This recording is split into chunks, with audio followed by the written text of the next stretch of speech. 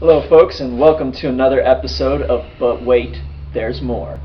I'm Hans, this is Ray, and we're here at Silver Wolf Comics and Games in Morgan City, Louisiana, and we're going to continue sharing some more experiences of Strangeness, running, and screaming pretty much covers it.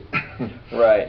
So, in last episode, we got introduced to the characters and their initial hijinks.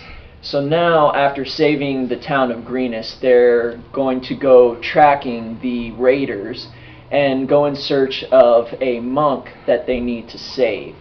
So, after doing some scouting and making some survival checks, they find the camp, and it's in this ravine, and they have to infiltrate the camp to try and rescue this monk. Which is really not as easy as it sounds. The only thing going in our favor is that the cultists don't stick to one particular type. You have humans, dwarves, elves. They have the normal group that you would find in any large city. I guess there's a certain amount of insanity goes across all races. Anyway, we should be able to relatively easily blend in with the bunch because it apparently seems to be that they've only recently gathered together and they're not really familiar with each other as a group yet. So we got a shot. Right, they have a shot and they're able to get past the sentries and kind of blend in with the group.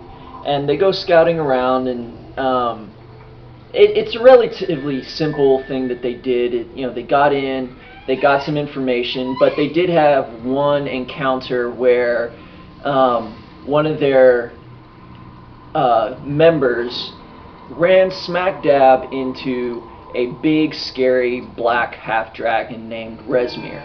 Now, Resmir, she is the main villain of this entire venture, going from first level to 8th level. And so to run into her right in the beginning is pretty scary. And Yes. this is actually where Mac, our black dragonborn rogue, got to be very stealthy. Yes, he did his thing. He accomplished all the roles that he wanted to blend in, which is kind of hard to do when you're 6'6" and probably bulk out at 350. But he was managing, checking this tent, checking that tent. The way the cultists had the place set up, you couldn't really observe very much. Now, all we know is that this particular monk that we were looking for was helping the town of Greenest, and he was trying to find out what he could about the cult. Well, nobody had found a body yet, and nobody had heard them boasting about having him, so there was a possibility that he was still breathing and somewhere in the camp. In a tent, under a tree, no way to know. Well, good old Mac, he starts going from tent to tent, looking, and in the process of all of that, sneaks out the wrong tent flap and comes face up against the cult's boss. And naturally, because I guess there aren't really that many Dragonborn that cross paths often, I mean, I could see where she's just, I don't recognize you. Who are you? And so on. Now, she's got her guards with her, too, so it's even more fun. And so he pretends, he was sober at the time, if I remember right, but he pretends to be drunk. Now, he tries to, oh, excuse me, I beg your pardon, it's just trying to blend in as the drunken cultist, and the rest of us are over there just, oh no. He's gonna die. He's gonna die. But somehow he got out of it. It's just the dice gods were happy that day. They were said, gracious. "Go." They were thank you. They were gracious. They said, "Go ye forth and escape being skinned alive." Shoo. Yeah, so she basically asked him, like, what are you doing, and why are you bumping into me? He's like, shh, I'm being stealthy. And she was so flabbergasted, and he rolled a deception check, and he rolled fairly high, and made her so flabbergasted that she's just like, just go, just go. Leave my presence. I've had enough of you. And in the meantime, the rest of the group are able to find the monk, free him, and exfiltrate the camp by setting fire to the camp. Yes. Something that you're going to see with us quite often, we seem to have an affinity for fire. If it's not fire as a distraction, it's just fire that's gotten away from us. So that's why I have a tendency to use the phrase the running and the screaming, because out of the entire party, my character runs the slowest. So if everything's on fire, my ass is in it. And needless to say, it's like, we got to go faster! The fire's gaining! And, well, there we are. Right. And so, getting the monk out and getting back to town, and they get information from the monk that they need to go back to this camp. They have to go back to the camp because it is a dragon hatchery. There are black dragon eggs in there, and they cannot be allowed to hatch. Now, whether it's by destroying or taking them out of the possession of the hatchers, because when the eggs are not in the appropriate climb for their birth, they kind of go into a stasis, dormant state that will keep them from growing and hatching. So right there the group has a decision to make. Do we just kill these things? Do we save them? What do we do? And that kind of gets resolved later, because the group has to decide once they actually get their hands on them.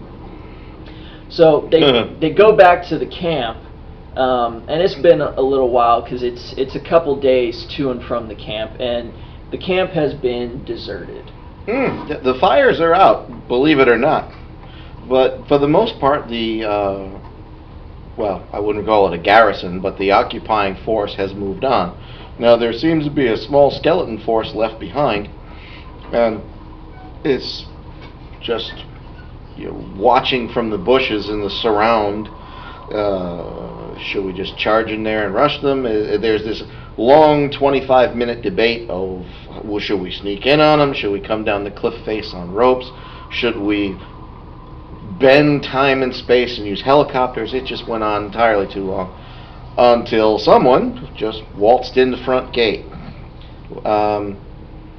There was a group of apparently hunters remaining in the area, and all they really did is they would leave, and after a certain amount of time return with game of some sort, and then they would go to the back of the ravine, and at which point there is a cave, and they would bring all this food inside. Now, personally, I'm worried that something has already hatched. Now, we're sitting there wondering about dragon eggs and all the other kind of animals and whatnot that seem to hang around anything shaped like a dragon, that something large and hungry is in there. But naturally, we end up going in there anyway. So they make it in there, and they have a couple of fights, and they have two directions to go. There's one more inviting looking direction, but they are able to find a secret passage by rolling fairly high with their perception checks, and they decide to go down the secret passage leading to kind of the back way of the dungeon. This group has a good ability or affinity to finding the back ways or doing things just backwards. Paranoia. It's called paranoia. We're so worried about what he's going to do to us that we check every square inch of every room we're in, and there's always going to be one guy who's going to go, my, that little statue up there on the wall looks like it's hinged to something. Oh, hey, look, a door. And we go that way. We weren't supposed to find that until scene 23, but we found it in scene 2, so we run with it. Yeah, and it's fine. It just means that I have to adjust and run things a little differently.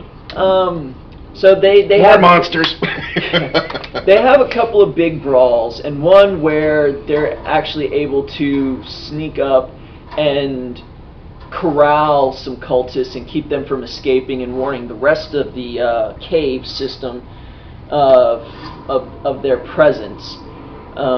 And by doing so, they're able to sneak up on the mini-boss of the area, Frulam Mondath. Chump. Yes, well, she gave you a little bit of trouble. Yeah, burned half my beard off. But, so they sneak up on her, and she quickly sees that they're outnumbered, and she goes down the secret chute that she has into a lower chamber, and she gets away from them, and now they have a decision to make, which prompts another discussion, because do they follow her into the unknown, or do they go explore the rest of the cave and try and work their way back to her from a more advantageous position? Yeah. It's just, she jumps down a hole in the floor. Now, you look at it, quick, after her! You jump down the hole too, onto a spear, or some hungry animal, or some other sort of a trap. See? Paranoia, it comes back. Or do you clear your entire level, because she's running from you, so wherever she's running, she's going to get there eventually. But in the meantime, you can check out everything up here, and then move your way down there in a safe, orderly manner. That way you don't have a boss in front of you, and monsters coming up behind you, or cultists coming up behind you, because they hear a fight and everybody's like, what is that noise? And then they come to investigate, and then you're surrounded, which is never a good thing. Yeah, aggroing the entire dungeon. Never a good idea.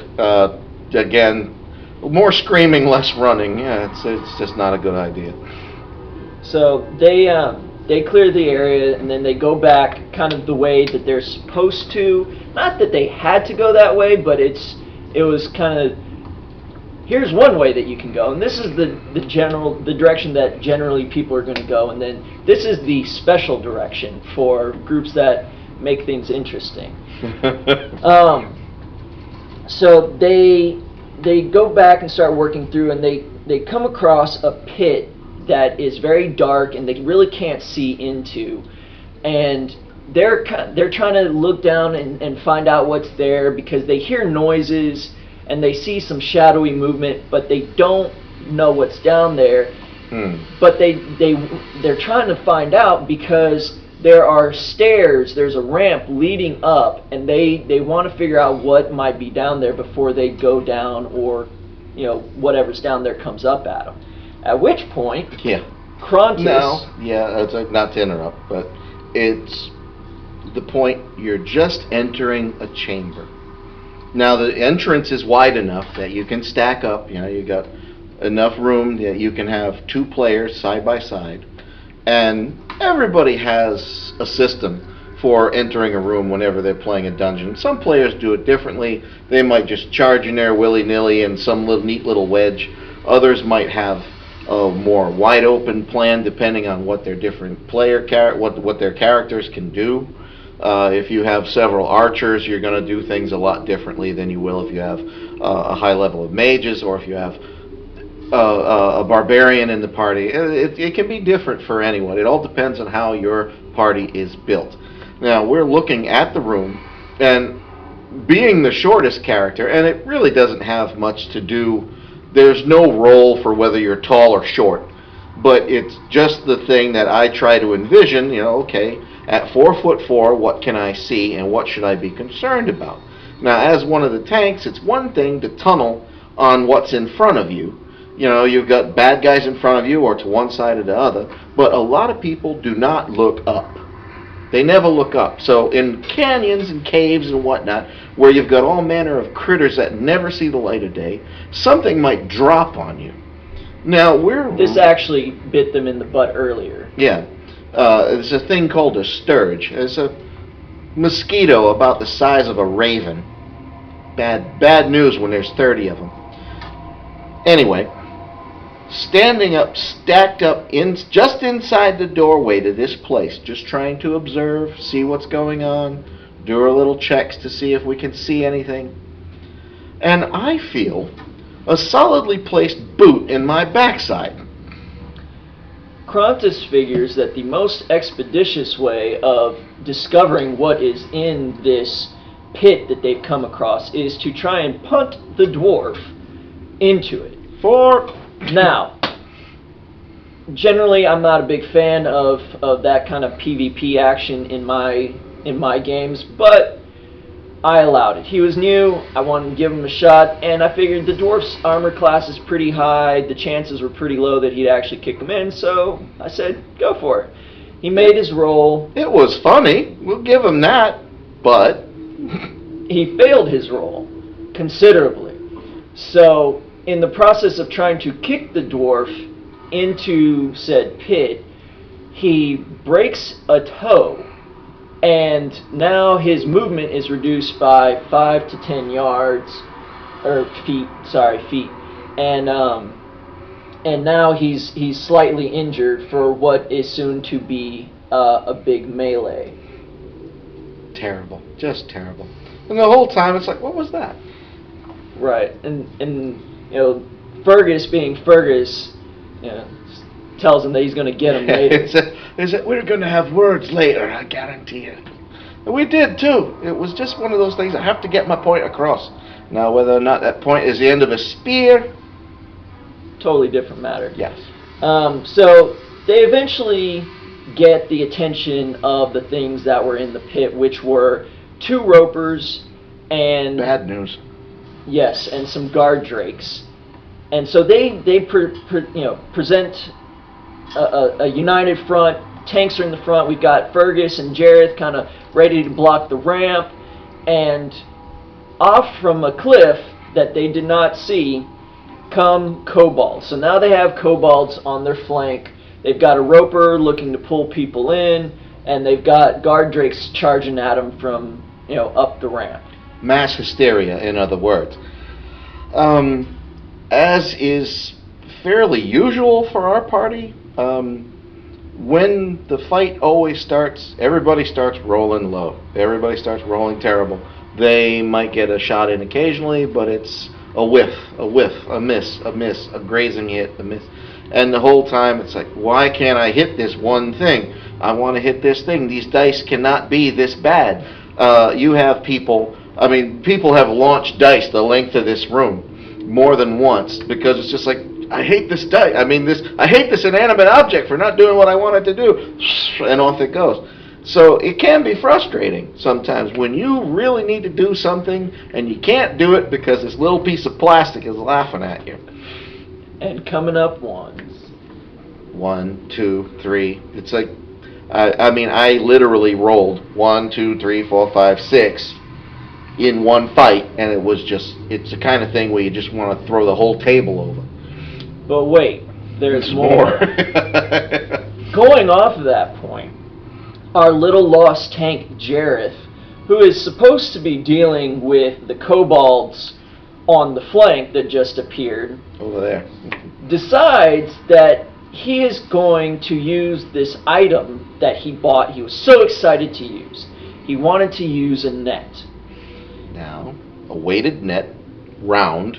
It's one of those deals you hold it up like a bola and you throw it, and it casts and it spreads out, and when it lands, it's going to entangle whatever it lands on. Now, he thought the bright idea would be to try and entangle one of the guard drakes that was attacking Fergus, which, okay, I give it to him. It could have helped.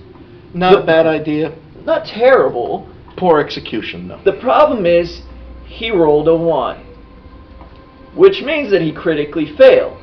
In my book, this means now we have to see whether Fergus ends up with a net over his head and becomes entangled while he's facing down 2 to 3 guard drakes. Yeah, I've got monsters up my nose and a net over my head. It's not good.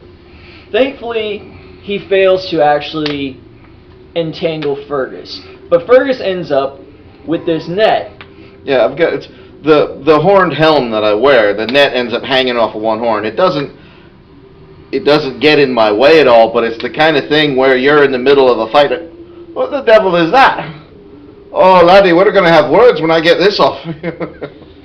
Yes, and he ends up losing that net to Fergus. I still have it. to this day. Yes, Fergus keeps it as a souvenir in the bottom of his haversack. It's all knotted up and. Yeah. Well, that was the first day. That's the first one. After the conversation after the battle, the first thing I did was say, "Oh, can I have my net back?" And I said, "No, that's my net now." And I tied that sucker in a knot and threw it in the bottom of the bag to make sure I wasn't going to end up with it over my head again. And for a little while, he kept wanting to buy or acquire another net, and everybody in the party said no. I want to say it was an intervention. Yes. It's the true definition of an intervention when you have 10 people sitting at a table and they all say no at the exact same time. Yeah, because after an experience where you almost wipe the party because you entangle the tank and all the critters that he's holding down break loose, that makes the squishies kind of nervous. Yeah, I could say it's nervous when you've got mages, especially mages. Mages are, by definition, not allowed to really wear anything by way of armor. They protect themselves with their spells. Now, getting into a physical altercation with a mage, you can interrupt their spells. The spells can go cockeyed. They have relatively weak physical attributes. They don't even really have much by way of hit points. It's like relatively high-level mages are still weak. So if you're over here and all you've got is a set of robes and a cool hat and some tricks in a book, and you're going to go out there and boom, and you're fighting and you're throwing fireballs and all this other stuff once you start to get up there, and then some big thing with 6 legs or however many legs and teeth and fangs and Lord knows what else comes charging right up the middle and is now in your fruit basket. This is an issue. Big issue. So, no more nets for Jareth. Yeah, absolutely not. If he wanted to fish, I could understand. No combat nets. At least it wasn't a net that had hooks in it. If it had been that, it would have been much worse for Fergus. Much, much worse. Go figure. What happened to the dwarf? Oh, he got caught again. So they are able to move past that little episode, and they're sneaking down a set of stairs headed towards what they think is kind of the main gathering chamber for the bad guys and where they think Frulam Mondath has gone to. Now, there is a landing, and on the landing there is kind of a chachut. A chachut is a Cajun word for like a thingamabob or just anything where it's got that little bit extra. So there's this little extra room to the side on this landing, and they hear a bunch of squabbling, and they see kind of firelight flickering, and they sneak up on some kobolds arguing on how to cook or not to cook a chicken. Now, the byplay is funny enough because we're not exactly the stealthiest party to begin with. Dwarves, honestly, between the boots and the armor and the shields and everything else, they're basically wrapped in some sort of iron, so they can't exactly tiptoe. They're creeping along. I'm in the front.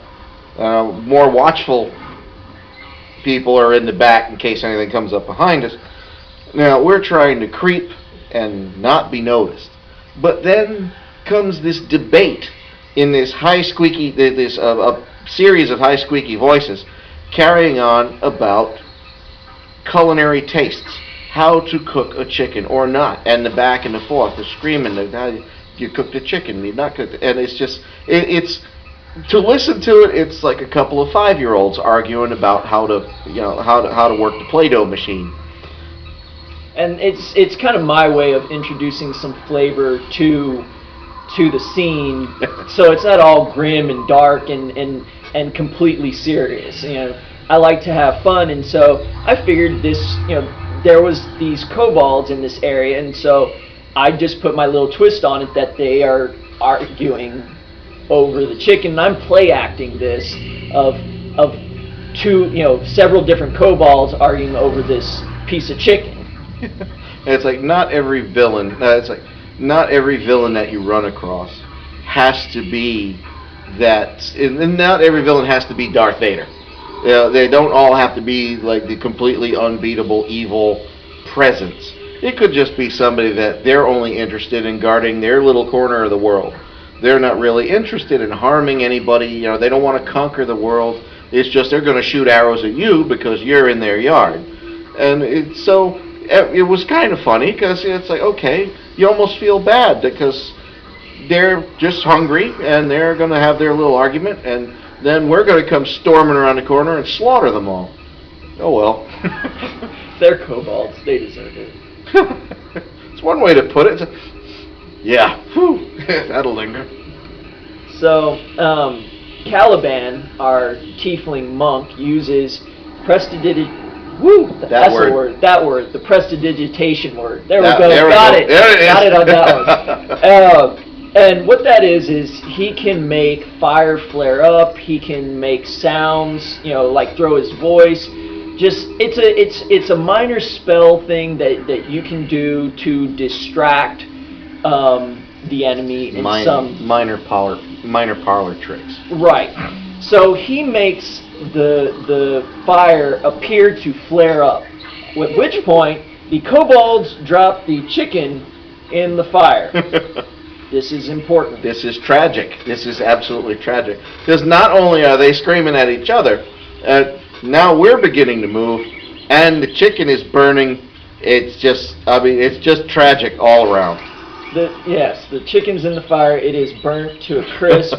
The slaughter commences. Everything dies, or so they think. What they don't know is that they miss a kobold in the process. My God.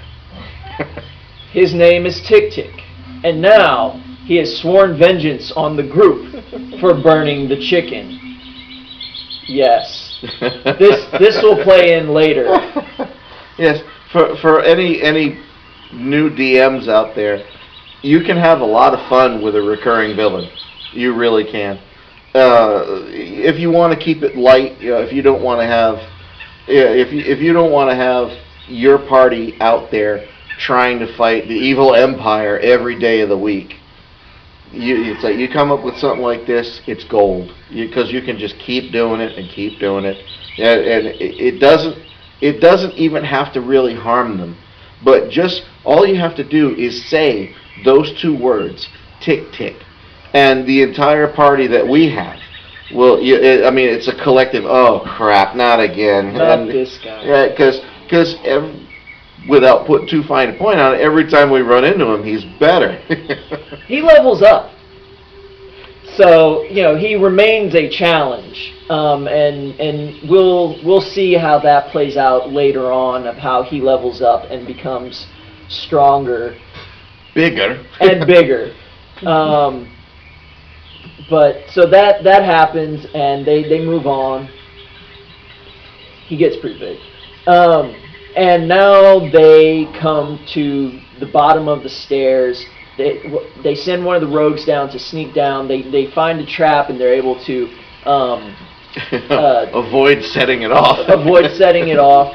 And so the rogue goes down and sees and reports back that Frulam Mondath and the blue half-dragon that smoked Ivor is down there waiting with a bunch of goons. Which prompts a ridiculously long discussion on how to approach this with varying views. Envision, if you will, a narrow stone stairway carved out of the living rock in a complex of tunnels. Now, we're not sure where everybody is. We've managed to knock off everybody that we've crossed paths with so far. But what we haven't had is any way to find out if anyone is going to come up behind, if anybody else is going to find them and then come up behind us.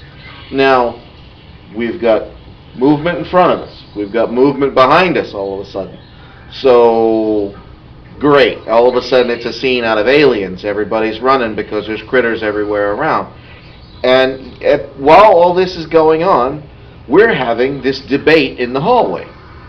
It's, where should we go? What should we do? Which one's going to do what? It finally gets to the point, it's like, oh, the hell with it, we're going. Well, really what happened is Me as a DM, I was just so. It was just you go downstairs and you do the fight, and that's pretty much it. It was like you get past the trap, you go downstairs, you do the fight, woohoo!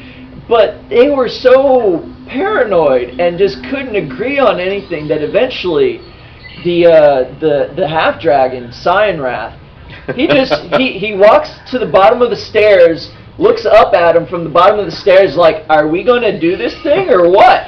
I think all the intense whispering finally carried to them, and they knew that we were coming. I think honestly, there were a few of us, we've been playing a lot longer than the rest, and due to some of the bombs that have been dropped on us over the years by various game masters, we are pretty much permanently paranoid. So we figure he has some cunning plan that's going to kill us all or do something utterly and completely nasty to us. So we're trying to find ways to be clever. How do we outsmart the game master so that we can turn the tables and find some way to come up behind everybody again? Not the case. So naturally, yes, he comes up to the bottom of the stairs like, anytime you're ready. Which actually made the fight harder for them, because the initial formation, the cleric, Frulan Mondath, was kind of exposed where she was at, and so she would have been easier to get to target and take out.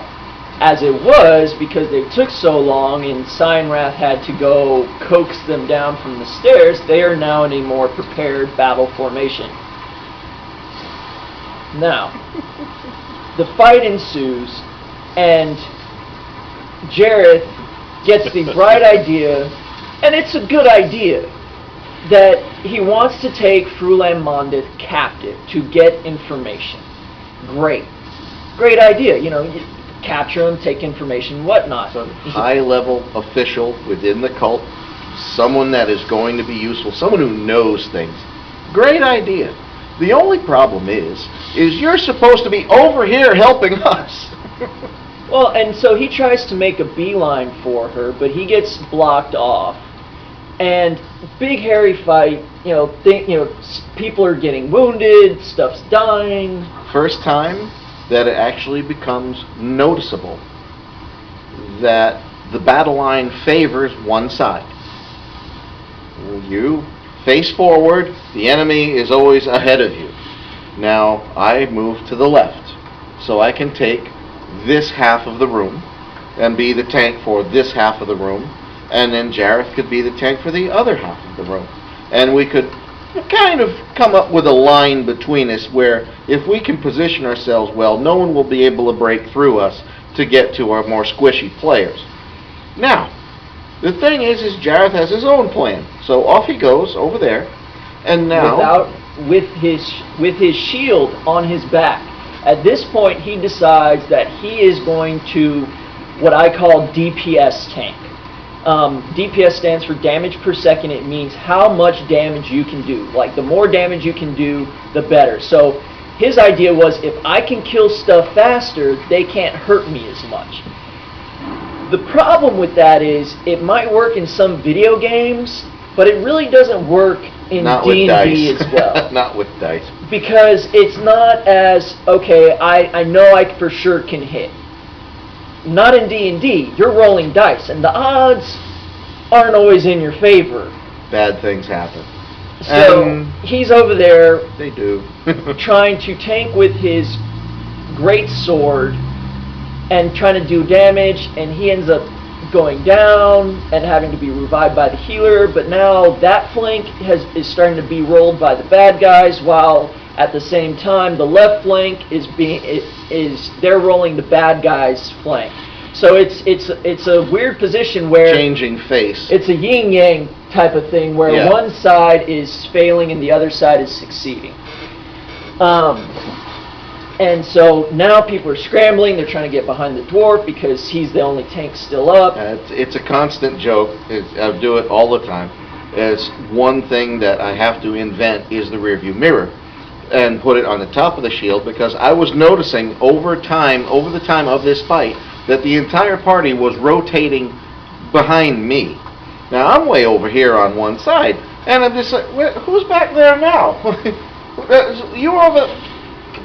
Never mind, and go back to the fight. And it's just, why is the whole party behind me? I'm 4'4". You're easier to shoot over. Yeah, again. It's a little unnerving, I'll tell you. It's like axes, arrows, lances, Lord knows what. It's everything over my head. Your head gets warm after a while. And so eventually they break through, and they're one of our characters, Caliban the monk, is able to get behind their lines and get to their healer, because this Throughland Mondath is throwing healing spells, keeping these berserkers alive and keeping the big half dragon alive, and so he's able to slip by and start attacking her. Well, Caliban, played by Glenn, he has amazing streaks of good luck. Sometimes it's bad luck, but generally in our games, in this campaign, he has generally been very lucky, which is odd for Glenn, because it used to be, and it's like, I know Glenn's out there and he's going to watch this, and Glenn, it's nothing against you, buddy, but we have coined a phrase over the years, and it's called the well-laid plans of Mice and Glenn, that anytime he really needs a roll, I need this much, boom, he's going to miss it. It's just the dice hate it. And roll a 1 usually. Roll a 1 or a 2 or just enough to ruin him. However, since he's been playing this character, he pulls these dice out and his hand glows when he rolls, and amazing things happen. And you would assume a monk, a hand-to-hand character. I don't even believe he'd had any sort of a sword yet at that point. No. His hands are maybe like knuckle dusters or something to that effect, but it's all physical attacks. And he starts blowing people up. He's just da-da-da. Rolling, what? Where you kicked? Oh, you hit. You punched him again, and rolling criticals like it's cool. It was glorious. It was, and so Caliban rolls up on this cleric, and he starts to attack. And Jareth, being revived by one of our clerics, like, don't kill her. The problem is Caliban. It's in the middle of a fight, and he crits. He's already thrown the kick. He's already thrown this kick.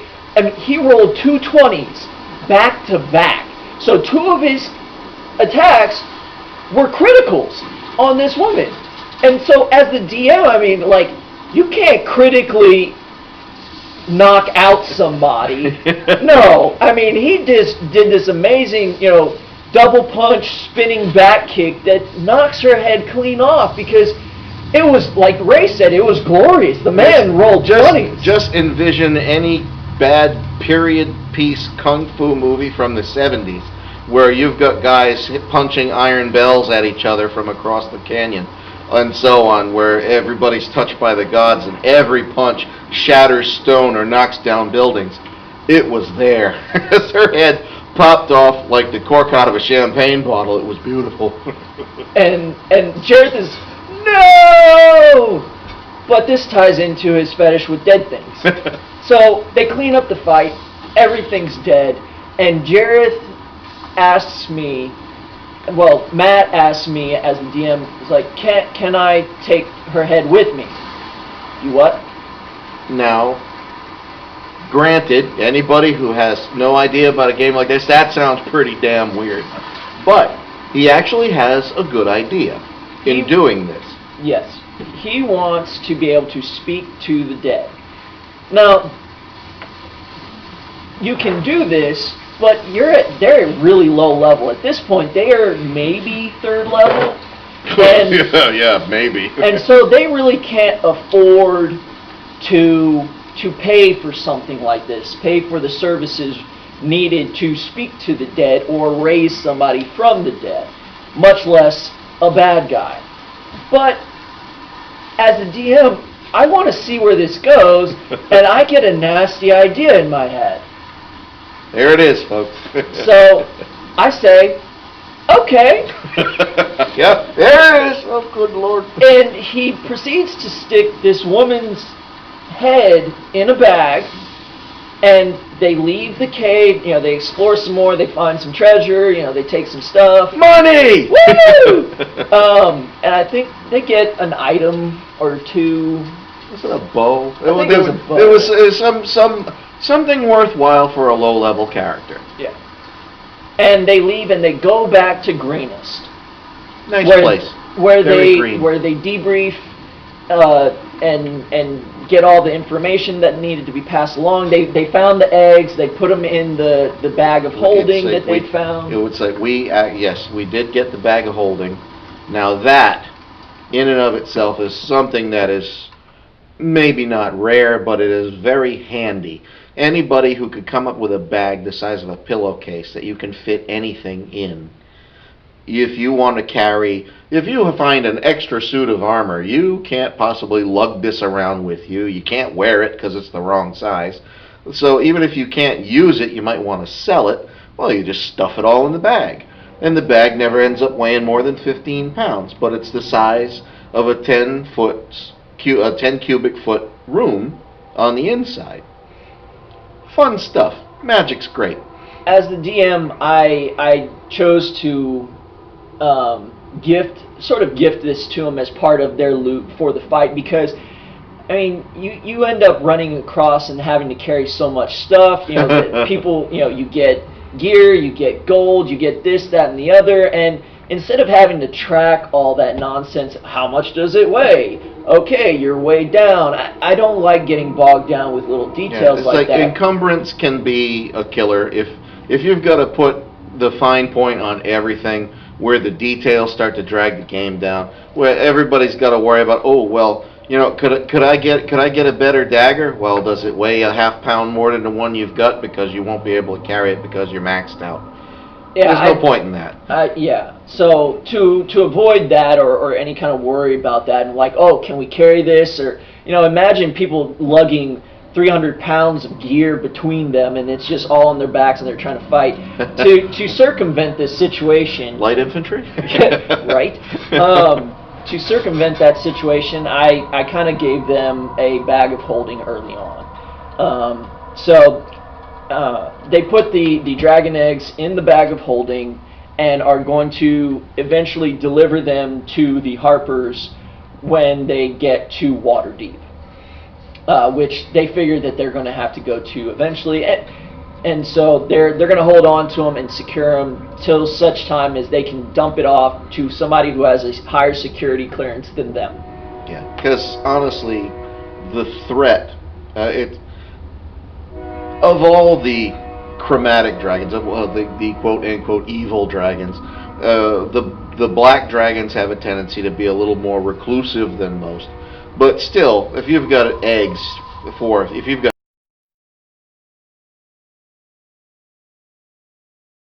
And we're back. Sorry about that, folks. Had to change out the batteries real quick.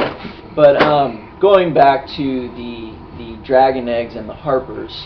Yes, leaving eggs like that around where just about anybody could trip over them, you're talking about a level of responsibility, because, I mean, one of those things under the control of someone who doesn't really have their head on straight is dangerous enough, because they're dangerous creatures. 3 of them, bad news. And you can destroy cities with these things.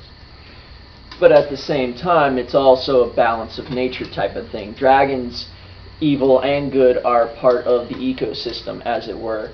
And people like druids would not want to just destroy dragon eggs outright, because you have to have the balance of predator and prey. Without predators, the prey get out of hand and ruin the ecosystem. It's all about managing that, and so when you take out something as big and nasty as a dragon in a magical setting, it can really throw the ecosystem out of whack.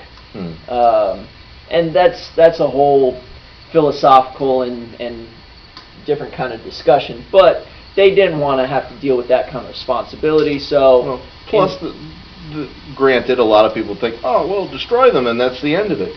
And, well, okay, yeah, we could, but again, they have this big philosophical discussion that, okay, yes, they're black dragons, but they're in the egg. They haven't done anything yet. And honestly, personally, Fergus, well, my character didn't feel comfortable with the idea of killing a child. And that's what's cool about D&D is that you can get into these kinds of discussions and debates and really play this out, role play your character. You know, you may not believe the same as your character, but if you're playing your character the way it's supposed to be, you could be playing the devil's advocate, arguing for a course of action that you normally wouldn't take. And so that's it. That's what's, you know, that's part of what makes D&D really fun, is being able to have those interactions with your fellow players. It does confuse people at times, because if you discuss this kind of a game, and you mentioned role-playing, of course, it's simple enough to just roll dice, move little pieces around a page, and you do damage, you don't do damage, you do this, you do that. But when you see people actually have passionate discussions about one thing or another, what we're going to do, what we should or should not do, who should we help or leave be, it's amazing to see. And some people really don't get it. You know, they hear the word role play and they think that somewhere in the conversation someone's going to say, release the GIMP. You know, and we don't want that. It's not that kind of thing. No. This is it can be very family friendly. It just depends on what kind of group you have. But it's still about being somebody else, you know, being this character that you've created. And so they had that big discussion, and they decide to hold the eggs until they can give it to somebody with more of a clue. More of a clue. It's the easiest way to put it. Someone who can be in contact with other people. It's when you're dealing with people who have this entire grapevine, where on the other end of the grapevine they have archmages and powerful people that can find places to put things like this. It's always great to have them there so you can go, here, please, take this. We don't want to carry this anymore. You can have it. And once that big discussion is out of the way, our friendly neighborhood lost tank decides that he wants to look for somebody to reanimate this head that he's carrying around. So, not necessarily a bad idea, again. And it actually proves useful, but at the same time, I want to have a little fun. A little. A little. Hey, the group had tons of fun with this. Oh, yeah. But wait, there's more. So I introduce him to a traveling necromancer named Shmuel. Now, Necromancer Shmuel is a very hard-working but slightly inept sort. And he was willing to cast this spell for the 200 gold that Jareth had managed to compile. That is his entire life savings. And so, but Jareth wanted this to happen, and so he dumped out all the gold every he had. Red cent he had. Everything he had, he gave it to this necromancer to cast this spell so that he could reanimate this head and talk to it. Yes. Now, to have anyone, and necromancers are a strange breed, that to deal with anyone who has the power to not only deal with maybe not even a complete body, but just a piece of one, and get all weird and twitchy and arcane and bring this thing's spirit back from wherever it went, nice place, bad place, you never know, and then bind it to whatever this is so that you can get information from it. Okay, these people are usually really expensive to work for. This guy, wow, it's just bargain deal. Bargain basement resurrecting critter thing. And so he kind of got what he paid for. You know, if he's not going to pay a lot, he's not going to get exactly the results he wanted.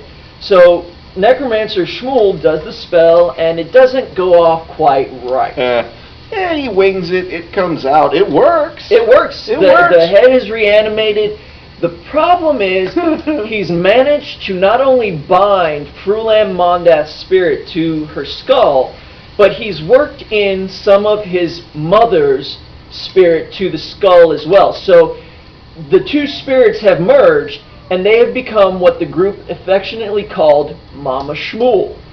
Because Mama Shmuel, talks like this. You know, she's the Jewish mother from New York. She's very grating, and it's the kind of deal. If you manage to stay on, I mean, this is a disembodied head floating around, and it's there. You know, there's Jareth, and he's the suffering soul because you got what you wanted. It's now psychically linked to him too. Yeah, like it's tied to him. So it follows him around, and every time he does something great, she's over there cheering, carrying on. Look at my baby, he's so amazing. Now the rest of us are usually crying at this point because it's like, oh no, please not again. But on the other hand, if he starts choking, he starts whiffing, missing, things go wrong. Or doing something screwy, this allows me a way to kind of corral him or guide him, or berate is a strong word. No. Berate a little bit, you know, in a fun sort of way. Not mean, really. Not mean-spirited, but it's this floating head that goes, "What are you doing? Why aren't you using your shield? You have a big shield. Look, you got hit again. If you had your shield, you wouldn't have got hit. No, you got to use the big great sword. I think you're compensating for something you like your father." And just, it's a way to add comedy and a way for me to kind of corral and guide our young Jared. Oh, dear son. And this goes on for a long, long time. And people would ask, well, what does Mama Shmuel think? And the rest of the party loves Mama Shmuel, and it was a great idea. We've managed to stay on her good side. And you know, she ended up providing some information and comedy along the way. And so that's kind of where we'll leave you for now, is with the thought of Mama Shmuel and the shenanigans that ensue. So be ready, but wait, there's more.